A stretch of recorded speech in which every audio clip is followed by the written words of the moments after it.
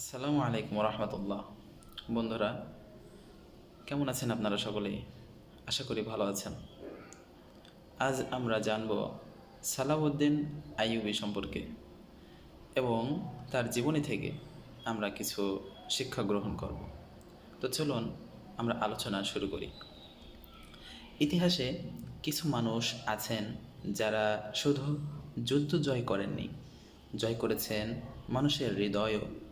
আজ আমরা জানব সেই বীরের গল্প, যিনি ছিলেন ইসলামী বিশ্বের অন্যতম গর্ব, সালাউদ্দিন আইয়ুবী। শুধু তরবারির ধারেই নয়, তিনি জয় করেছিলেন দয়া, ন্যায় ও নৈতিকতার মাধ্যমে।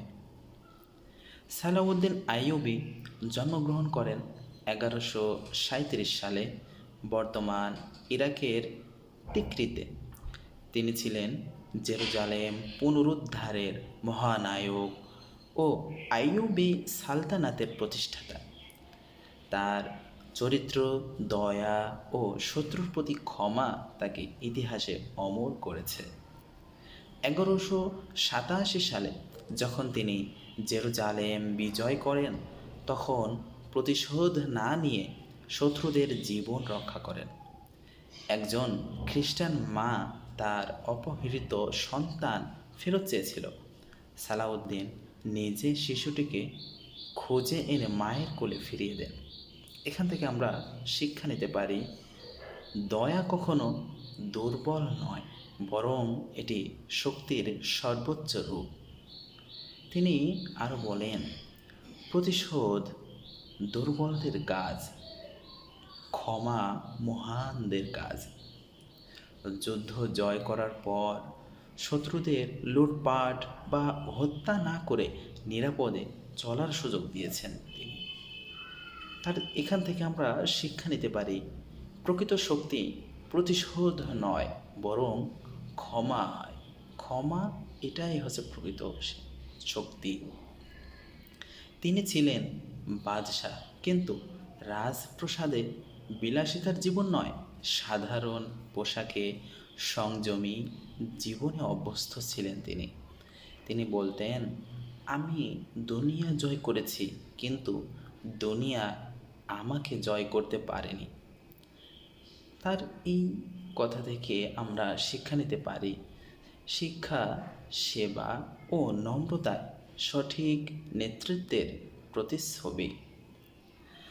যুদ্ধের ব্যস্ততার মধ্যেও তিনি সালাত, রোজা, কোরআন সব কিছু বজায় রেখেছেন।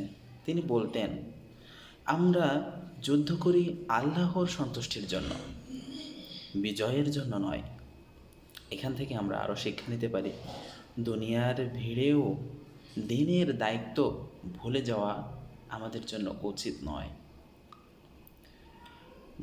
মৃত্যুর পর দেখা যায় সালাউদ্দিন এতটাই সংযমী ছিলেন যে নিজের জানাজার কাপড় কেনার টাকাও তার ছিল না। তিনি রেখে গেছেন ঐতিহাসিক আদর্শ, কোনো ধন সম্পদ নয়। শেষ শিক্ষা, যে ব্যক্তি চরিত্র ও বিশ্বাসের মাধ্যমে জীবন কাটায়, সে চিরস্মরণীয় হয়। বন্ধুরা, সালাউদ্দিন আইয়ুবের জীবন আমাদের শেখায়, শক্তি নয়, দয়া দিয়ে জয় করা যায়।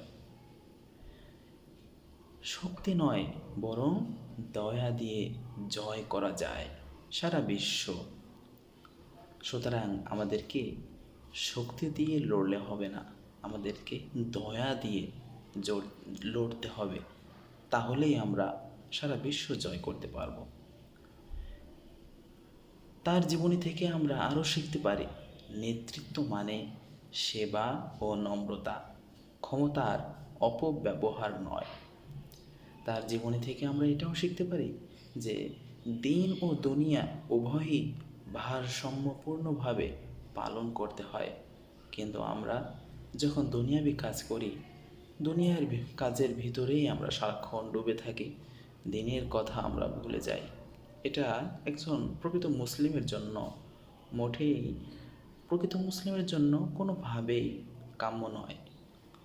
তিনি আরও বলতেন, তার জীবন থেকে আমরা আরও শিক্ষা নিতে পারি যে ঐক্যই উম্মাহর আসল শক্তি।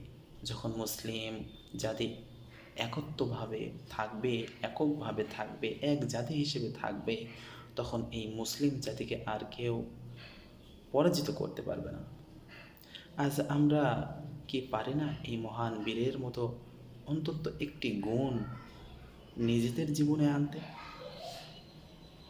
ভাই ও বোনেরা, যদি সালাউদ্দিনের জীবন থেকে কিছু শিখে থাকেন, এই ভিডিওটি শেয়ার করুন, কমেন্ট লিখে জানান সালাউদ্দিনের কোন গুণটি আপনাকে সবচেয়ে বেশি অনুপ্রাণিত করে। আর এমন আরও ভিডিও পেতে চ্যানেলটি সাবস্ক্রাইব করতে ভুলবেন না।